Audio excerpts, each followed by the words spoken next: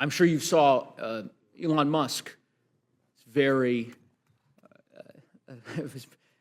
been very vocal about his opposition to this bill. You're aware of that. I am aware of that. And Sincerely held convictions. you disagree with, you think he's wrong? No, I think he has sincerely held convictions about the runaway spending. But then why not follow his, I mean, he has I don't encouraged follow, everybody to. I don't follow any man in You don't particular. follow any man? I follow my conscience. Let me read you a quote. If from I may, let me just let me because just finish this quote. I'll read it to you, then you Okay, can respond. and then you'll let me This is respond. from your website.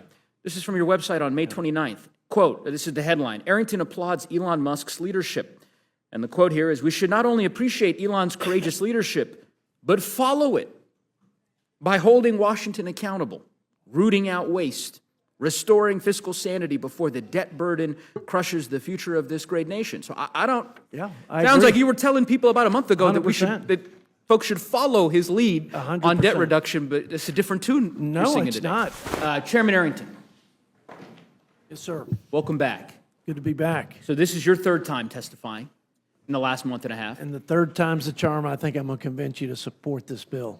Here's where I'm struggling, Chairman Arrington, is that the first time you came on the budget resolution, right? Second time you came on the House version of this bill. That's correct. Now you're here on the Senate version of this bill. Yes. Every time you testify, this bill gets more expensive, right? I mean, you don't contest that. It's gotten more expensive since the first time you were here. The Senate bill's more expensive than the House. I'll Sure. concede that. Yeah, okay. I mean, We set the targets the first course, time. yeah. Second time, we had the policies. and this isn't, these aren't. Gotcha question. Yeah, not a gotcha question. This is the Center for, Committee for Responsible Federal Budget, right? Headline, this is just 2 days ago. Newest Senate reconciliation bill would explode the debt, right? It says here, if you thought the House bill borrowed too much, and it did, the Senate manages to make things even worse. This $4 trillion borrowing bonanza is fiscally dangerous at a time of already exploding debt. It would borrow $1 trillion more than the House bill, violates the House's reconciliation instructions by hundreds of billions of dollars, littered with special interest giveaways, right? So this bill continues to get more and more expensive. Committee for Responsible Federal Budget agrees. The litany of organizations that Ranking Member Boyle and Ranking Member McGovern agree. The House Freedom Caucus, of course, of which we have a number of members here that serve on the committee, that are members of the committee. They concede that as well, right? Tweeted out, the Senate's version adds $651 billion to the deficit, and that's before interest costs, which nearly double the total. Chairman, I have made this request of you every time you're here, that at some juncture you might say, you know, this is a bridge too far. Because you have championed deficit reduction earlier in your career. But, you know, the Speaker is asking you to defend something that is indefensible with respect to deficit reduction. And it's not me making this case. So I just, and I'm going to give you an opportunity to respond here, but what do you say to the House Freedom Caucus? What do you say to the Committee for Responsible Federal Budget? Why not engage in a conference? Why accept what the Senate has sent you at face value? You're the chairman of the Budget Committee. Well, I think you would agree that in large legislative initiatives like this one, Democrat-led or Republican, there are things you like about a bill, things you don't like about a bill, things that you, and certainly that exists for this bill with me. I have my policy preferences, and I'm certain that my colleagues do as well. I'm concerned that neither party has been serious in addressing this unsustainable debt trajectory that we're on and a debt crisis that looms large for the country. I'm concerned that neither party has. But you're the chair. I mean, you have the opportunity to guide that now. You've got a lot of authority. And as you know, I've championed that concern. Help me understand why did it get more expensive? So here, maybe that's a sort of I too think simplistic of a question. What happened in the Senate? Why did this bill get more expensive? What did they add that increased the cost? Well, the savings in the on the SNAP side or in the ag jurisdiction, I think it's about $100 billion loss in savings on the Senate side versus the House side. there were more savings in the Senate on Medicaid reform versus the House side.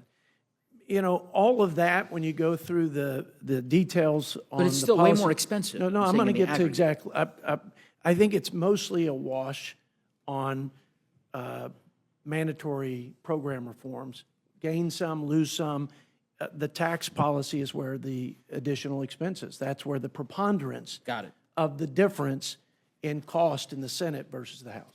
So why not go through this bill and find some opportunities to get some of the pork out of the bill, which I presume would, maybe satiate some of your colleagues in the House Freedom Caucus, certainly would be a lot less harmful to the deficit.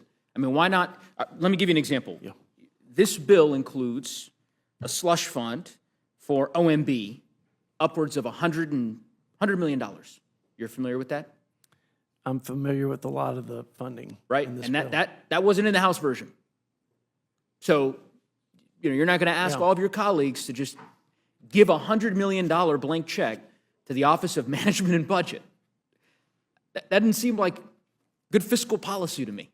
I can't imagine that you think that that's good fiscal policy. Well, if it was used, for example, to Oh, come on, Chair no, Arrington. it's just this is a fair and true statement, and I think I've said it before. If I haven't, I've believed it. I think there are ways to invest money in the oversight and the infrastructure to actually prevent fraudulent and even unintended overpayments. So is there no pork there's in this ways- bill then? There's, and OMB, in fairness to OMB, No, I'm talking about in the bill. yeah. There's no pork in this bill that we can take. It's a pork-free bill in your view? That's it? This is just... if you'll ask me specifics. What about the Garden of Heroes?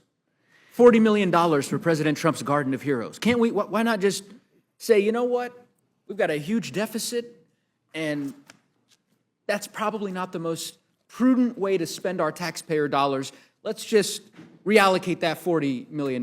That's a bridge too far for you? Well, I think there's not a bill that I've read and reviewed since I've been a member of Congress, certainly since I've been the budget chair, that I felt lived up perfectly to what I thought we ought to do in stewardship of tax dollars, And and what hear I that. thought was consistent with the constitutional scope and I hear you. of this, I hear you, Chair of Arrington, this but I federal think government. you could understand our struggle because, as I said, last 7 weeks, you've testified a few times here. Every time you testify, this bill gets more expensive, Yeah. and the answer is always, well, down the road, of course, we could address this, and there are ways in which we can try to identify potential places where funding, where potential cuts can be identified, and so on and so forth. Here is an example right in front of you. $40 million. You could take care of that today. There's an amendment, I believe, that was submitted. You could rule that in order and say, you know what, we're going to put that $40 million towards deficit reduction.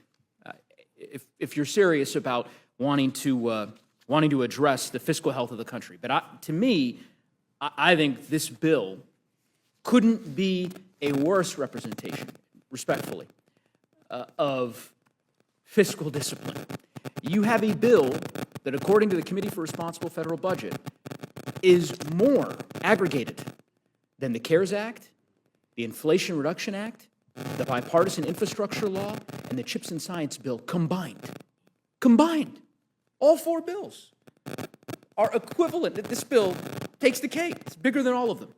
And I just don't know how one can justify supporting it.